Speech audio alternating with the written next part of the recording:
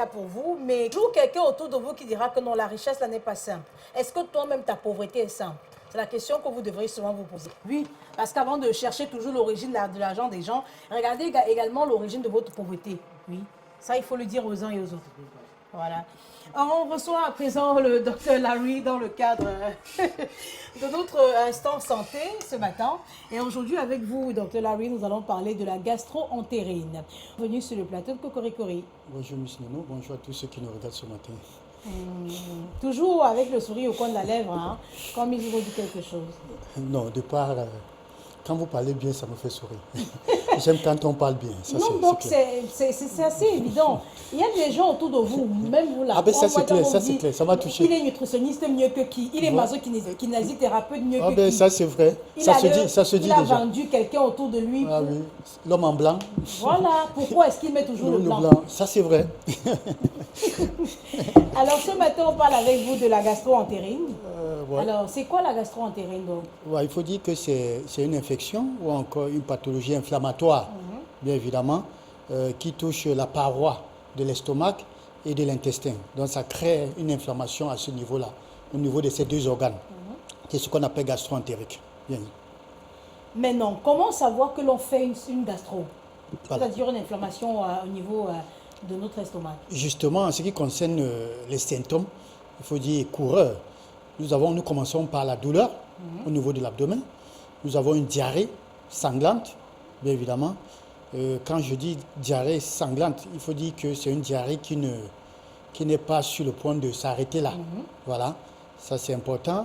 Nous avons une fatigue, nous avons perte d'appétit, bien évidemment, accompagnée de nausées et vomissements. Il faut dire que la particularité avec une gastro-entérite, c'est diarrhée, nausées, vomissements et diarrhée. Autant pour moi, diarrhée, vomissement. Voilà. Maintenant, quelles sont les causes de cette maladie et bien sûr le mode de propagation? Voilà. Déjà, en ce qui concerne la cause, elle est virale. Elle peut être virale, autant pour moi. Elle peut être bactérienne. Elle peut être parasitaire. Voilà les trois. Maintenant, en ce qui concerne le mode de propagation, commençons d'abord par le contact avec la personne infectée, notamment comme la Covid. Parlons également des aliments souillés ou contaminés et pour finir de l'eau contaminée également. Ben voilà les trois modes. On a comme l'impression d'avoir les symptômes du choléra. Hein? Bien évidemment, presque similaire. Ouais, voilà. Parce qu'il faut dire que ça accompagne également de la fièvre. J'allais oublier, une fièvre qui va jusqu'à 39-40 degrés. Wow. Voilà. Maintenant, donc, quelle est la durée d'une gastro et quand est-ce que l'on devrait commencer à s'inquiéter? C'est-à-dire, à un certain moment, on devrait penser à aller se faire consulter? Voilà. Déjà, la durée, il faut dire que cela peut aller de 72 heures, 48 à 72 heures. Ça, il faut dire, et parfois même une semaine. Ça, il faut le dire.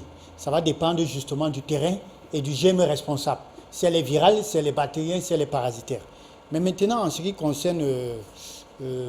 vous avez dit Non, je parle de la durée. La durée, voilà. Est-ce qu'on devrait commencer à s'inquiéter? Voilà, commencer à s'inquiéter. Voilà, commencer à s'inquiéter justement. Ça également, ça va dépendre du terrain ou encore de la personne, donc personne à risque, bien évidemment. Notamment, je voudrais dire ici, quand il s'agit notamment des enfants ou encore des personnes âgées ou encore des personnes immunodéprimées, faites très attention parce que en 3 jours déjà, vous pouvez perdre suffisamment d'eau. Et quand on parle de l'eau, ce n'est pas de l'eau simple, bien évidemment. Cette eau-là est très riche en sels minéraux, autant pour moi, avec tout ce que ça comporte, des vitamines et tout. Alors, dites-vous bien que quand on va déjà à 6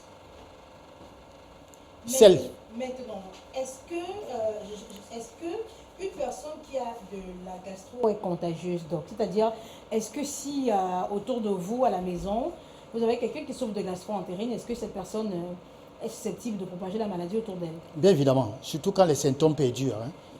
Quand nous avons ces symptômes-là, comme j'ai dit, nous avons énuméré là, les vomissements, la diarrhée, non, il faudra faire très attention. C'est jusqu'à ce que les symptômes cessent que vous devez normalement approcher ces derniers-là. Ça, il faut le dire déjà.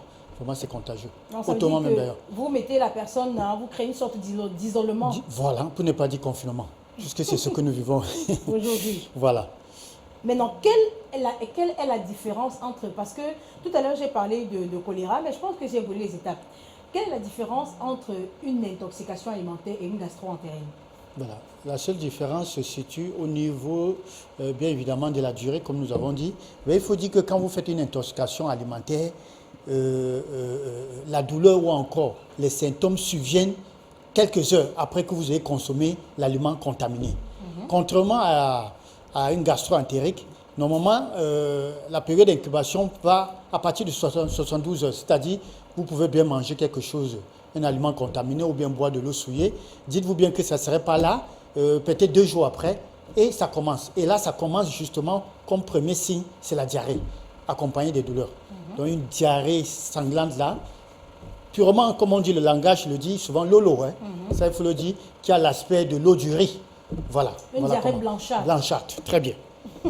Maintenant, donc, il faut dire que nous avons fait le tour en parlant de la maladie ce matin. Maintenant, est-ce qu'il y a des façons assez basiques de soulager ce mal, c'est-à-dire la gastro? Avant d'arriver à l'étape de l'hôpital, est-ce qu'il y a des moyens pour soulager la gastro-entérite à la maison? Voilà, nous commençons d'abord à boire de l'eau. Il faut boire assez de l'eau. Je crois que hier, nous parlons également, quand on parlait de la lithiase, calcul rénal, il faut beaucoup boire de l'eau. Ça, on va de 2 à 3 litres par jour. Mais ceci dit, cette eau-là ne devrait pas être une eau simple. Vous avez parlé ce matin du sel. Vous pouvez y mettre un peu du sel, vous pouvez mettre un peu du citron. Voilà. Ou encore, vous fabriquez une solution salée. Très bien. Voilà. Ou vous fabriquez une solution salée que vous allez justement boire en longueur de journée. Ça, c'est important. Et ça aussi, il y a une chose, c'est que pendant ce temps-là, il faudrait éviter la consommation des aliments, c'est-à-dire, disons, la malbouffe. Parce que quand vous faites une gastro-entérique, faites très attention d'aggraver votre problème en mangeant un peu de tout. Ça, c'est très dangereux. Quand je dis manger un peu de tout, c'est la malbouffe. Bien évidemment, je crois que quand on va parler des aliments à consommer ou à éviter, nous allons pouvoir les numérer. Donc ça, c'est important. Le mode de vie également compte beaucoup. Consommer beaucoup d'eau, ça, c'est important. C'est ce qu'il y a lieu de faire. La première des choses, c'est ça. Prendre des antalgiques. C'est vrai qu'on n'a pas besoin d'aller à l'hôpital pour prendre une antalgique. Ça veut dire de lui prendre au paracétamol. D'autant plus qu'il y a une élévation de la fièvre. Il faut prendre ça, une para.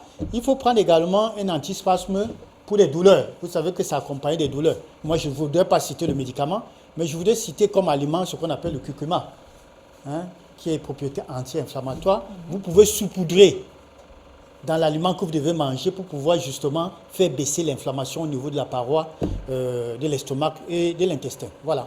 Maintenant, est-ce qu'il existe réellement des complications d'une gastro? C'est-à-dire, est-ce qu'on peut avoir une gastro et par la suite qui se complique? Bien sûr. Bien sûr, qui dit gastro-entérique, on parle justement d'une diarrhée sanglante. Alors, si vous êtes bébé, pour des bébés, c'est très dangereux. Pour des personnes immunodéprimées également. Non, toute personne, tout bébé. Hein, voilà, ça il faut le dire déjà. Fatal. Voilà, il faut dire aussi pour des personnes immunodéprimées, je voudrais dire des personnes vivant avec le VIH. Voilà, il faut faire très attention, ou bien des personnes cancéreuses. Ça également, il faut faire très attention pour ces personnes-là. Il faut également faire attention pour des personnes du 3e âge, des personnes âgées. Une gastro-entérique peut les amener. Pour ne pas parler maintenant des adultes, ça va dépendre justement du terrain. Donc, faites très attention. Une gastro-entérique peut être mortelle. Voilà. Wow. Voilà. Ça veut dire que parlant des complications, ça peut entraîner... Oui, cela peut être de dos. Quand vous perdez le dos, vous perdez les sels minéraux, vous perdez tous les vitamines, vous perdez beaucoup de choses. Voilà. Maintenant, quels sont les aliments, bien sûr, tout à l'heure, vous avez planté le décor en énonçant les aliments qu'on devrait éviter ou alors qu'on devrait manger lorsqu'on souffre d'une gastro, alors pour éviter une gastro-entérine. Moi, je voudrais commencer par les aliments à éviter. Je voulais commencer par le lait. Quand vous faites une gastro, c'est-à-dire déjà vous faites une diarrhée, évitez de prendre le lait. Je voulais préciser surtout le lait de vache. Faites très attention parce que chez certaines personnes, comme j'ai dit, chez les personnes immunodéprimées, ça va favoriser encore justement cette diarrhée sanglante. Il faudrait éviter également des aliments crus. La différence entre cru et cuit. Ça, c'est important de le dire. Parce que quand on dit cru, ça veut dire des aliments, notamment comme ceux qui font une gastro et qui disent qu'ils n'ont pas d'appétit, ils vont manger des salades. Ça, vraiment, c'est contre-indiqué. C'est contre-indiqué. Même la carotte, vous devez chauffer un peu. Pour ne pas dire cuire avant de consommer. Ne consommez pas une carotte. C'est vrai que la carotte peut arrêter la diarrhée, on le prend notamment, mais il faut faire cuire, ça c'est très important. Et il faut éviter également tout ce qui est acide gras saturé. Pourquoi? Parce que c'est lourd. Ça ne se digère pas facilement. Il faudrait éviter justement également des boissons gazeuses.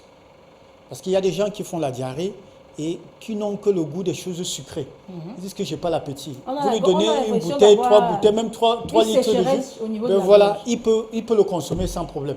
Mais ça ne vous aide en rien. Dites-vous bien, ça ne vous aide en rien. Votre maladie se verra en train de se compliquer. Alors donc, voilà des aliments qu'il faut éviter. Et en ce qui concerne les aliments qu'il faut privilégier, autant pour moi, j'allais oublier, il faut éviter, voilà. Paradoxe, c'est que quand vous faites une gastro, il faut éviter les aliments complets. Le pain complet, le riz complet, voilà. Pourtant, on dit, le riz complet, c'est bon. Mais en cas de gastro, c'est très dangereux. Pourquoi? Parce que c'est lourd. Il faut plutôt favoriser les choses raffinées, c'est-à-dire le pain blanc. Vous savez que le pain blanc, la mie du pain, ça coupe la diarrhée. C'est ce qu'il faut prendre. Ou encore prendre du riz. Ou encore l'eau du riz. Ça coupe la diarrhée également. Donc, sans vouloir vous interrompre, il y en a à la maison qui disent que quand vous faites de la diarrhée, vous pouvez manger du tapioca. Non, attends. Donc, mais soyons sérieux au moment. Moi, je demande parce que je veux que le Camerounais lambda qui nous regarde ce matin, qu'il se reconnaisse, qu'il parvienne à se reconnaître dans ce que nous disons sur ce plateau. Voilà, je voudrais préciser. C'est monnaie courante. Voilà, non, je voudrais préciser en ce qui concerne le tapioca, il vaut mieux prendre le tapioca blanc. Parce que nous avons deux types. Mais ça veut dire qu'il faut quand même en manger. Il faut quand même en manger. Mais du tapioca blanc. Ça, je le précise encore. Nous avons deux sortes sur le marché. Évitez celle qui a de l'huile là. Comme je disais tout à l'heure, quand c'est acide gras, c'est difficilement digestif. Alors, ça ne se digère lentement. Alors, là, le tapioca, c'est encore mieux. Mais je ne conseille pas trop pour ceux qui ont ce qu'on appelle les côlons irritables, ceux qui ont des problèmes de côlon irritable. Il faut déjà savoir ce que c'est qu'un côlon irritable. Voilà pourquoi je préfère ne pas conseiller de prendre du tapioca. Voilà, ça, il faut le dire. On peut prendre également ce qu'on appelle le charbon. On peut encore prendre de l'argile verte. Surtout, il faudra trouver du bon. Du bon charbon ou encore de l'argile verte. Nous avons dans nos marchés, ça, il faut le prendre. Mais ça, je le conseille beaucoup plus pour les adultes. N'allez pas donner du charbon ou encore de l'argile verte au bébé. Non. Ou au nourri. Non, non, ne dites pas non. Aujourd'hui, on va dire qu'on n'a pas de moyens ou bien on fuit. On a peur d'aller à l'hôpital sous prétexte qu'on va se faire contaminer du Covid. Et on va se mettre à administrer, à faire l'automédication avec des secrets de grand-mère. Donc, on ne donne pas du charbon ou encore de l'argile verte au bébé. Ou encore plus aux personnes immunodéprimées. Ça, il faut éviter. Voilà. Maintenant, des conseils de façon générale sur la prévention contre la gastro-entérine. La prévention consiste à quoi? C'est l'hygiène, se laver les mains. Je crois que nous le disons déjà pour ce qui concerne. Et je profite de l'occasion pour réitérer la chose en ce qui concerne. On parle de la Covid là depuis. Il y a les gens qui ont l'impression que cette chose-là n'est que pour les Blancs. Ça, il faut le dire sincèrement. Ça concerne autrui. Ça concerne tout le monde. Les gestes barrières, nous devons continuer d'ailleurs à les observer parce qu'il faut dire que la Covid continue à faire des ravages dans nos murs. Alors, gastro-entérite ce matin, il faut se laver les mains. Il faut éviter les aliments souillés. C'est pour dire qu'il faut contrôler tout ce qu'on mange. C'est la même chose qu'on peut choper aussi la Covid. Donc, dites-vous bien que c'est la même chose. C'est les gestes barrières. Lavez-vous les mains. Contrôlez ce que vous mangez. Dans vos bureaux et tout là, il faut essayer parce qu'à travers même le poignet, le stylo ou bien votre ordinateur, vous pouvez vous faire contaminer par une gastro. Surtout si votre collègue ou votre conjoint est porteur d'une bactérie ou bien un virus. Voilà. Je pense qu'on a fait le tour sur la question ce matin. Il y en a qui vont dire que la gastro-entérite, c'est quoi? C'est tout ce que vous avez à la maison là. Quand vous dites que j'ai mal au ventre, je vomis, je fais de la diarrhée. Très bien, et oui, voilà. Parce qu'il faut dire ça comme ça. Voilà. Il y en a qui vont aller chercher sur Google gastro-entérite. Quand vous dites que non, j'ai mangé un truc, il y en a même qui appellent ça l'intoxication alimentaire. Non, ça n'a rien à voir avec une intoxication. Non, parce qu'ils le disent souvent, mais il faut préciser justement que ce sont des trucs qui sont différents. Vous allez constater que vous allez manger un fond de lait dans un mariage et après vous avez mal au ventre, vous faites de la diarrhée, vous vomissez. Ça, on appelle ça de la gastro-entérite ce matin. Donc voilà, on espère que vous avez suivi de façon religieuse les conseils que Dr Larry a donnés tout à l'heure. Les numéros de téléphone de Dr Larry s'affichent présentement encore au bas de votre écran. Donc pour tout contact avec lui, vous composez un de ces numéros, vous allez l'appeler, vous prenez rendez-vous pour une consultation.